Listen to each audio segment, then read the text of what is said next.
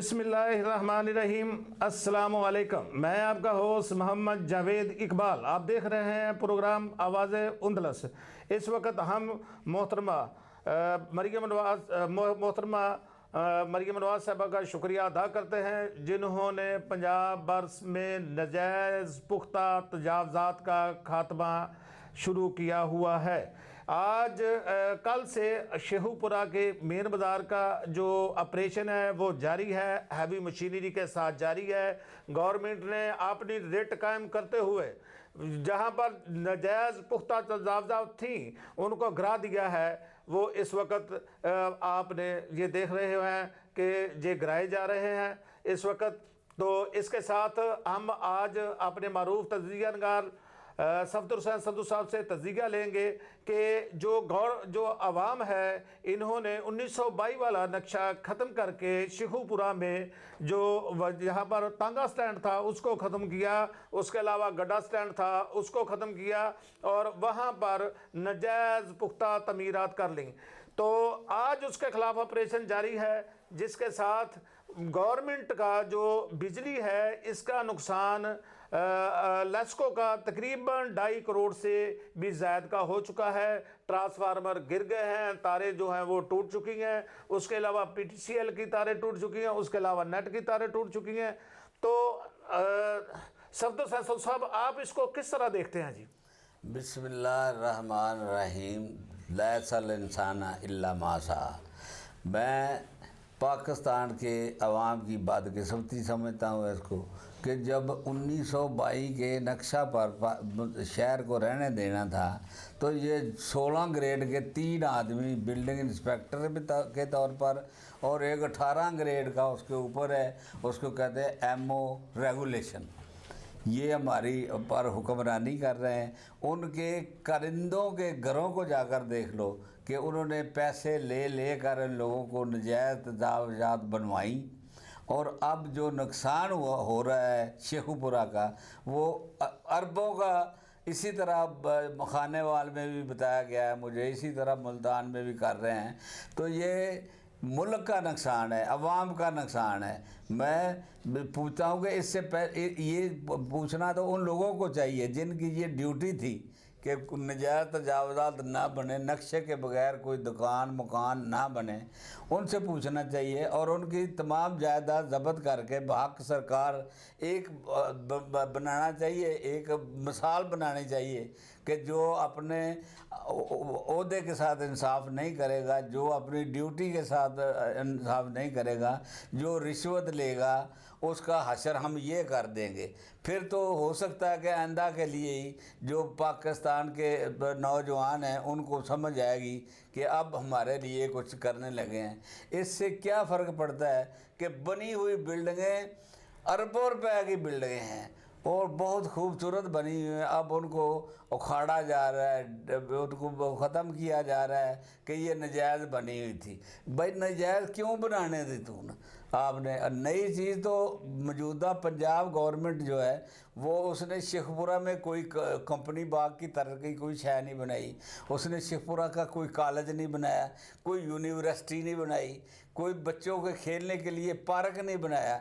उल्टा जो शहर में बनी हुई अरबों रुपए की दौलत है उसको बर्बाद करके क्या हम नौजवान नस्ल को ये दिखाना चाहते हैं कि हम अपने पाकिस्तान को तोड़ने पर लगे हुए हैं? इसलिए मैं तो इस पर बहुत ही मुझे तशवीश है कि ये जो क्या मुझे तसल्ली इस वक्त होगी जब ये जो ज़िम्मेदार थे इन बात के, वो तमाम अफसरान क्लर्कों और तमाम एहलकारों को फांसी पर लटका दिया जाए और उनकी तमाम जायदाद जब्त करके जो बाक सरकार जब्त कर ली जाए, फिर मैं सोचूंगा कि पाकिस्तान का कुछ फ़ायदा हो रहा है।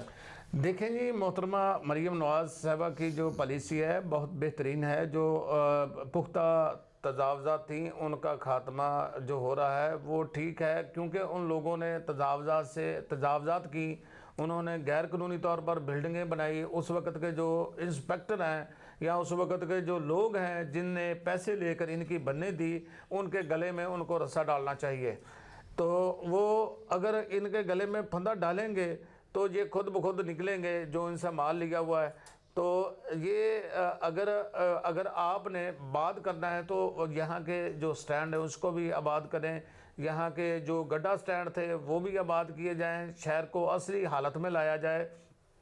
इसके अलावा हमारा संधू साहब आपसे ये सवाल है कि यहाँ पर तजावज़ात पर गैर कानूनी तजावज़ात के ख़िलाफ़ एक्शन हो रहे हैं। जो कब्रस्तान है वहाँ पर कब्रों की बेहुरमती करते हुए जो इंसान की आखिरी आरामगाह है वहाँ पर कब्रें मसमार करके बिल्डिंगें बनाई हुई है। कोई कब्रस्तान जो है अपनी असल हालत में नहीं है। क्या इन लोगों के ख़िलाफ़ भी एक्शन होना चाहिए? असल में नजायज़ तजावज़ात ऐसा ही है कि कब्रस्तान शेखपुरा का एक भी कब्रस्तान अपनी असली हालत में नहीं है, और वो अफसरान हैं महकमे में काम कर रहे हैं जिन्होंने वहाँ पर अपने बिल्डिंगें और कोठियाँ बनाकर वो अपनी अयाशी की ज़िंदगी करते। आधे कब्रस्तान भी कब्ज़ा किए जा चुके हैं।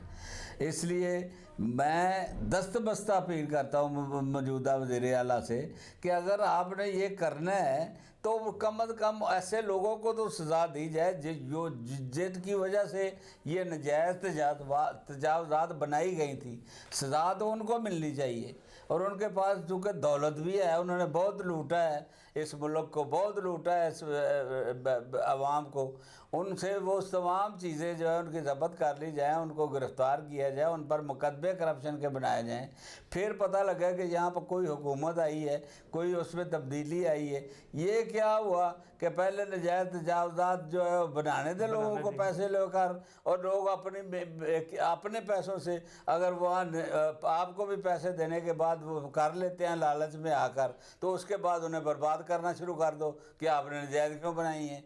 ये जितने भी लोगों की बिल्डिंगें आपने बर्बाद की हैं, मैं हकीकतन कहता हूँ कि एक भी बंदा ऐसा नहीं होगा जिसने रिश्वत आपके डिपार्टमेंट को, आपके मुतलका आदमी को ना दी हो। नहीं, ये तो खुश आइंद बात है कि जो पुख्ता तजावज़ात हैं इनका ख़ात्मा जो है वो अच्छी बात है, जिसके साथ बाज़ार से गुज़रना जो है वो इंतहाई मुश्किल हो गया था। इसके साथ हम तवज्जो दिलाते हैं कि कब्रस्तानों पर जो नजायज़ तजावज़ात हैं उनका भी ख़ात्मा किया जाए, वहाँ पर जो घर बने हुए उनको मसमार किया जाए। अच्छा, हमारा दूसरा सवाल ये है कि ये जंडियाला रोड पे शमशान घाट था, ठीक है, जहाँ पर चिता जलाई जाती थी, उसको ख़त्म कर दिया गया है। उसके अलावा जो ये था अपना जनाब पारिक, इसके साथ मंदिर था, मंदिर को ख़त्म करके वहाँ पे दुकानें बना दी गई हैं। हमने जो चीज़ें थी उन पे जो है ज़बरदस्ती कब्ज़ा करते हुए वहाँ पर कारोबार शुरू किए हुए। तो आया कि ये हमें ऐसी तजावज़ात जो करनी जो है गैर कानूनी पर हम तजावज़ात बना लेते हैं, ये आया कि दुरुस्त है? उनकी शमशान घाट जो है उसको ख़त्म करना, कब्रस्तानों पे कब्ज़ा करना, उसके अलावा मंदिर जो है उसको ख़त्म करके वहाँ पे जो है दुकानें बनाना, ये दुरुस्त है जी? बिल्कुल गलत है। मैं इसकी इंतहाई शदीद अल्फाज में मज़म्मत करता हूँ। जिन लोगों ने औकाफ की उन बिल्डिंगों पर, उस जगह पर जो एक कौमी विरसा है और महकमा औकाफ की ये बेहिस्सी है, उन तमाम अफसरों के ख़िलाफ़, महकमा औकाफ के और DC ऑफिस के तमाम लोगों के ख़िलाफ़ कार्रवाई का मुतालबा करता हूँ कि ये इनके ख़िलाफ़।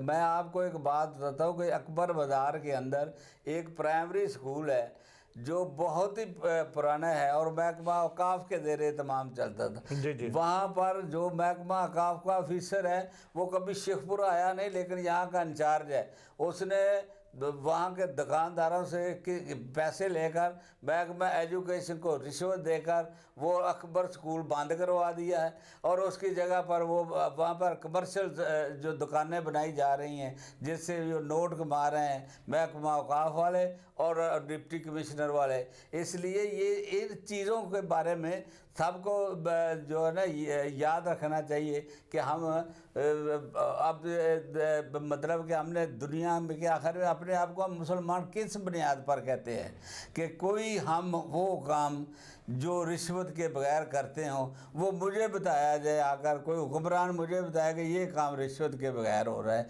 अब जब तक पाकिस्तान की सिचुएशन ये रहेगी, कोई भी हुक्मरान होगा ऐसा ही रहेगा। इसलिए मुल्क के अंदर हमें अपने हुक्मरानों को ठीक करने के लिए बाकायदा एहतजाज करने चाहिए, और वोट देते वक्त भी इनको देख कर करना चाहिए कि कौन लोग हैं जो मुल्क के लिए बेहतरी चाहते हैं। और इसलिए तमाम लोग जो है ना वो इस बात पर गौर करें कि ये तमाम कसूर मौजूदा हुक्मरानों का ही है। जी मोहतरमा मरियम नवाज शरीफ साहबा, इस वक्त बहुत ज़रूरत है कब्रिस्तानों पर जो नाजायज़ कब्ज़े हुए हैं उनको फौरी तौर पर उनका खात्मा किया जाए। जो इस वक्त महकमा औकाफ के लोग हैं वो क्या कर रहे हैं कि यहाँ पर दरबार है पीर बहार शाह शेखुपुरा में, उसके एक साथ कब्र बनी हुई है जो दरबार से बिल्कुल बहुत ऊंची है। तो वो हमारे सुनने में आया है कि वो चंद टके लेकर जो है उनको वो तमीर करने दी गई है। तो आखिरत भी आखिरत होती है, जो लेके जो जगह बना रहे हैं उनको भी सोचना चाहिए। जो इस चीज़ के कब्रों के पैसे ले रहे हैं, क्या उनके ख़िलाफ़ कोई कार्रवाई नहीं बनती? हमारी जितनी दुकानें हैं महकमा औकाफ की, उनको चेक किया जाए किस हालत में दी थी। आज वहाँ पे एक एक दुकान की लोगों ने दो दो तीन तीन दुकानें बनाकर वहाँ पे जो है वो पैसे वसूल कर रहे हैं। तो जो इस वक्त जिस तरह हमारे सफदर हसन संधू साहब ये कहते हैं, हर प्रोग्राम में कहते हैं कि ये पाकिस्तान नहीं है, ये रिश्वत सुल्तान बन चुका है। दारे जो हैं इस वक्त दीदा दलेरी से रिश्वत लेते हैं, कोई काम पैसे देने के बगैर नहीं होता। जब तक रिश्वत के ख़िलाफ़ कानून नहीं बनेगा, जब तक इनको सज़ाएं नहीं मिलेंगी, ये सिलसिला कभी नहीं रुक पाएगा। तो इसके साथ ही हम अपने मरूफ तज़किया नगार सफदर हुसैन संधू साहब का शुक्रिया अदा करते हैं नाज़रीन, जिन्होंने हमें अपना कीमती वक्त दिया। हमारे टीवी चैनल को लाइक करें और फॉलो करें। इसके साथ हमें इजाज़त दें, कमेंट्स में अपनी राय ज़रूर दीजिएगा। शुक्रिया।